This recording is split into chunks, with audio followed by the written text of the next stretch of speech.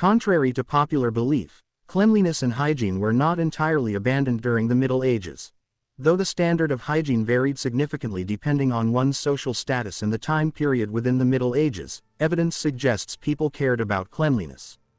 Bathing, for instance, was not uncommon.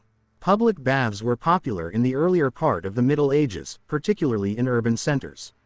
Soap was known and used, and practices like hand washing before meals were often encouraged. While it's true that the understanding of hygiene was not as sophisticated as it is today, it's a misconception to paint everyone from the Middle Ages as perpetually filthy. Medieval society was hierarchical but not simply divided between knights and peasants. The nobility did consist of kings, queens, and knights, but also encompassed dukes, earls, and barons. The clergy, another significant class, ranged from humble parish priests to powerful bishops and archbishops. Meanwhile, the peasantry was not a monolith, comprising serfs, freemen, and villeins, each with different rights and obligations.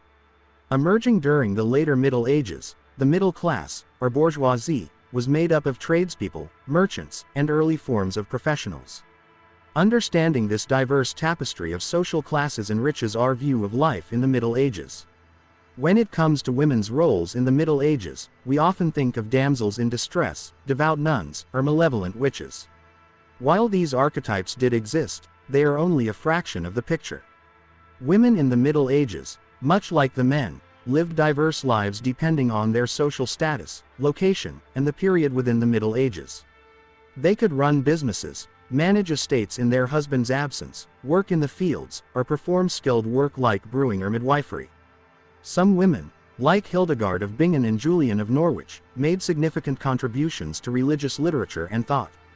While it's true that women had fewer rights compared to men and their roles were often circumscribed by societal norms and religious beliefs, women in the Middle Ages were far from being mere passive spectators in their lives. One common myth is that everyone in the Middle Ages consumed ale or wine because water was unsafe to drink. The truth is a bit more nuanced. While it's correct that ale and wine were common, water was also frequently consumed, especially by those who couldn't afford the former. The notion that medieval people drank ale to avoid dirty water is partly a misconception.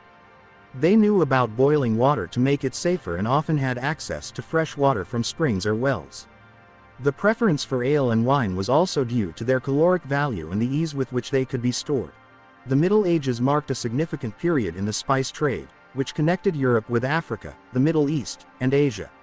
Spices like black pepper, cinnamon, and ginger were highly prized, but not just for adding flavor to food. They were also valued for their purported medicinal properties and as a means of preserving food. Moreover, owning and using spices was a status symbol, indicating wealth and social standing.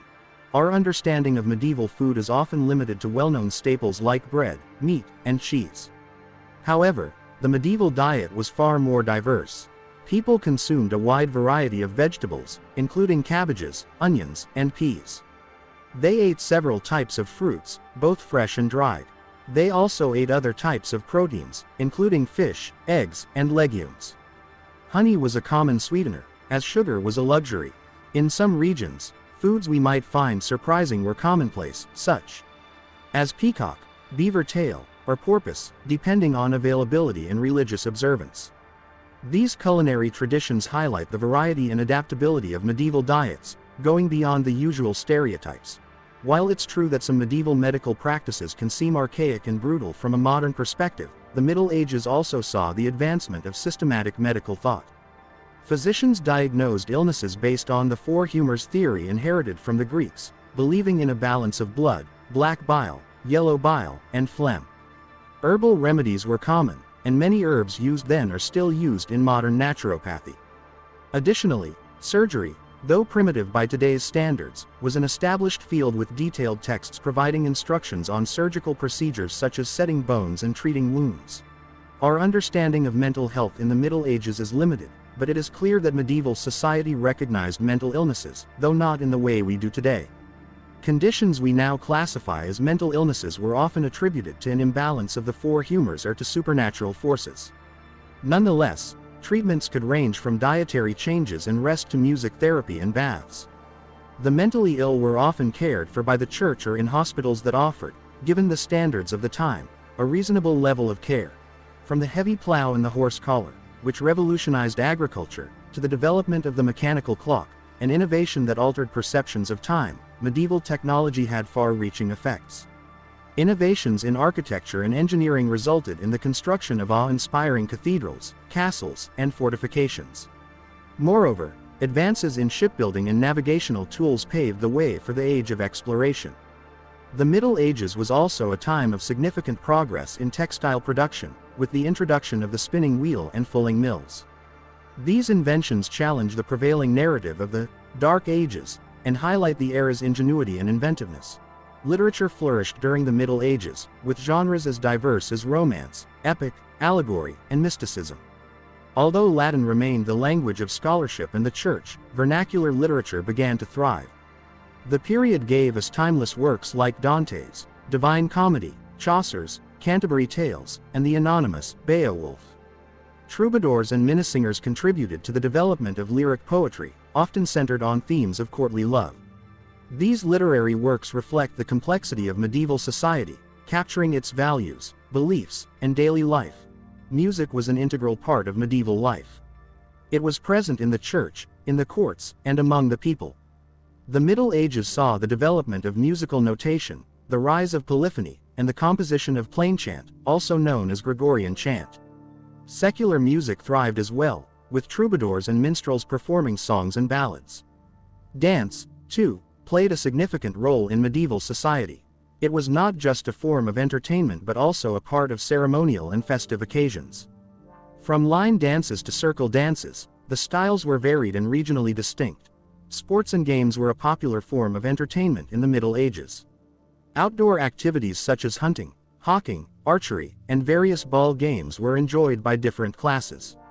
For the nobility, tournaments were important occasions, showcasing martial skill, courage, and chivalry. Indoor games like chess, checkers, and backgammon gained popularity, while children played with dolls, tops, and hoops. These pastimes not only provided amusement but also facilitated social bonding and offered a release from daily rigors. Politics during the Middle Ages was a complex and often dangerous game, featuring ambitious monarchs, cunning advisors, influential clergy, and powerful nobles. Kings and queens had to maneuver delicately to maintain their authority, often relying on marriages to cement alliances and secure their lineage.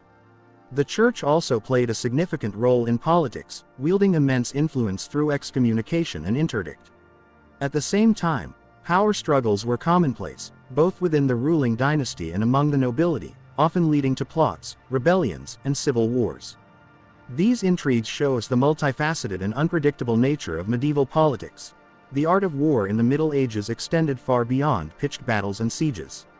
While knights and castles often dominate our imagination, warfare was much more varied.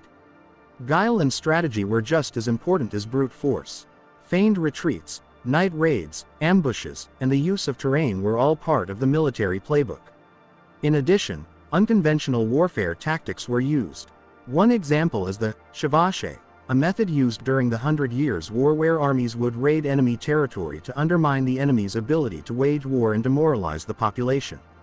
Biological warfare also made an appearance. During the siege of Kaffa, for instance, the attacking Mongol forces reportedly hurled plague-infected corpses over the city walls to spread disease among the defenders.